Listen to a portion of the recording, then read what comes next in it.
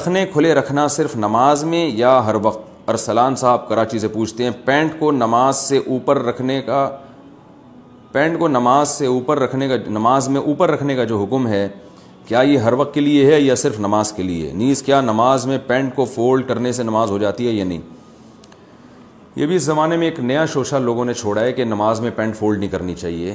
ایسا نہیں ہے. رسول اللہ صلی اللہ علیہ وسلم کی صحیح حدیث موجود ہے، ان اللہ لا يقبل صلاة رجل مسبل ازارہ، اللہ اس شخص کی نماز قبول نہیں کرتے جس کا ازار ٹخنوں سے نیچے ہو. ازار کہتے ہیں جو بھی آپ نے دو لباس ہوتے ہیں، ایک جو آپ اوپر پہنتے ہیں اور ایک جو آپ نیچے پہنتے ہیں.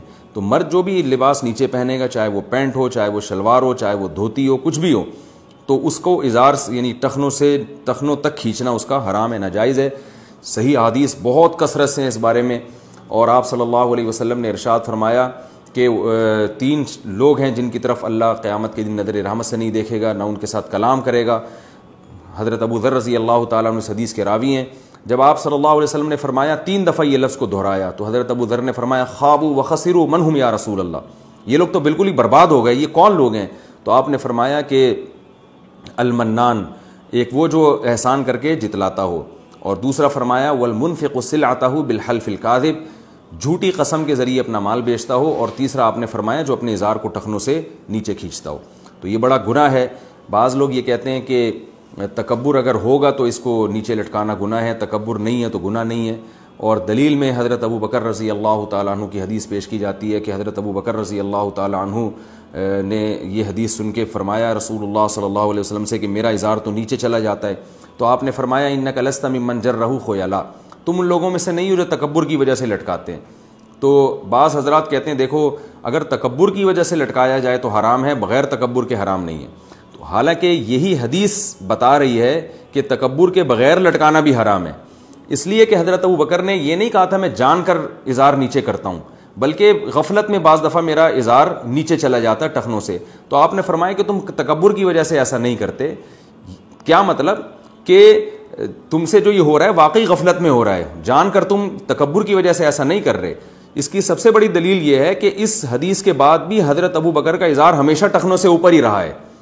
تو صاف پتہ چلتا ہے کہ حضرت ابو بکر کو نبی نے اجازت نہیں دی ہے، بلکہ ان کو ان کے لیے ایک نرم گوشہ اختیار کیا ہے کہ اتنی بات تو طے شدہ ہے کہ تم یہ کبر کی وجہ سے نہیں کر رہے تو اتنا زیادہ پریشان ہونے کی ضرورت نہیں ہے. باقی حکم یہی ہے جو دوسرے صحابہ کا حکم ہے کہ وہ آپ بھی اوپر رکھیں جیسے میں اوپر رکھتا ہوں، کیونکہ سب سے زیادہ تواضع تو ہمارے نبی میں تھی. اور صحیح حدیث سے پتہ چلتا ہے کہ نبی صلی اللہ علیہ وسلم کا ازار کبھی بھی ٹخنوں سے نیچے نہیں ہوا. بعض لوگ کہتے ہیں کہ یہ اس زمانے کا کلچر تھا، ہمارے زمانے میں کلچر اس کو قبول نہیں کرتا. یہ بھی غلط ہے. حضرت عثمان رضی اللہ تعالیٰ عنہ کو جب رسول اللہ صلی اللہ علیہ وسلم نے صلح حدیبیہ کے موقع پر مکہ بھیجا اور مذاکرات کے لیے، تو حضرت عثمان کا جو ازار تھا وہ آدھی پنڈلی تک تھا.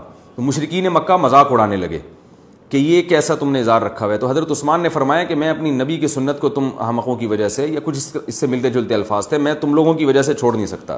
تو اس سے پتہ چلتا ہے کہ عرب لوگ اس کو پسند نہیں کرتے تھے کہ ازار ٹخنوں سے اوپر ہو. اس کے باوجود نبی صلی اللہ علیہ وسلم نے ازار کو ٹخنوں سے اوپر رکھنے کا حکم دیا ہے. آج تک صدیوں جتنے علماء صلحاء آئے سب اسی کی پابندی کرتے رہے ہیں.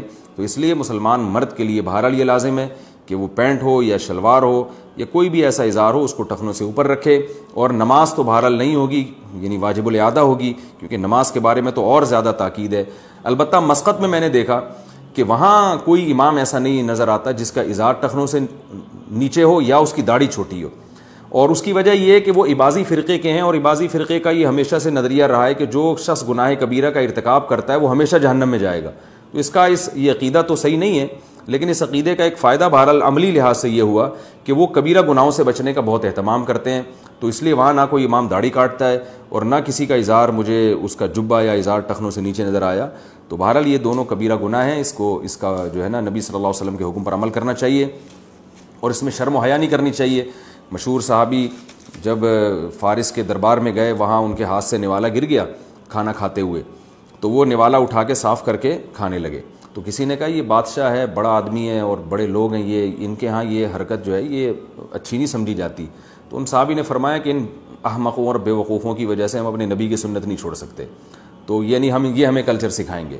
تو آپ کے پاس رسول اللہ صلی اللہ علیہ وسلم کی سیرت ہے، نبی صلی اللہ علیہ وسلم کی سنت ہے، سید الانبیاء کی، اور ایک پورا نظام آپ صلی اللہ علیہ وسلم نے پیش کیا، تو ہم نبی کے ہوتے ہوئے ہم کیوں بے وقوف لوگوں سے متاثر ہوں جو ہمارا مذاق اڑائیں؟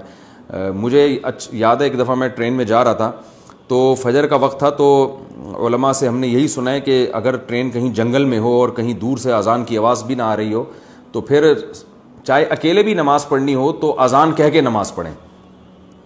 تو کافی پرانا واقعہ، مجھے بڑی شرم آ رہی تھی اذان دیتے ہوئے، جیسے کہ آتی ہے لوگوں کو، لوگ بولیں گے تو بالکل ہی پروفیشنل ملا نہیں لگ رہا ہے یہ، تو اب سب ٹرین میں پڑے ہوئے سو رہے ہیں، میں اذان دوں تو تھوڑی دیر تو مجھے شرم سی آئی، پھر میں نے سوچا کہ ان کو شرم نہیں آ رہی پڑے ہوئے، اللہ نے حکم دیا، یہ کلمہ بھی پڑھتے ہیں اور اللہ نے حکم دیا کہ سفر و حضر ہر صورت اسلام کا سب سے اہم ترین حکم ہی نماز ہے، تو ان کو جب سوتے ہوئے شرم نہیں آ رہی تو ہمیں ان کو اٹھاتے ہوئے شرم کیوں آئے؟ تو شرم جس کو آنی چاہیے اس کو آ نہیں رہی، اور جس کو نہیں آ رہی چاہ رہی اس کو شرم آ رہی ہے، تو یہ الٹی کہانی چل رہی ہے۔